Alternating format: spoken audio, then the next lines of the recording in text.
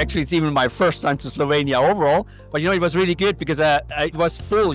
Everybody was there, and I always love it when you present and people ask questions, right? They ask questions immediately afterwards. You saw really people were keen asking questions, and they also come up afterwards, ask questions. And it's also great if I see people are still around even after the event and engage in discussions. So I think it was really good. I loved it. So they're all professionals. They're very good in their job, but quite often they're so much in their job that they're not seeing, what's happening really around them. And that's what we are here for, right? They're professionals in what they do, and we try to help them and showing a little bit what's going on around the world geopolitically from the contacts we have. And I think that's a nice combination between entrepreneurial spirit and knowledge and what the bank brings to the table.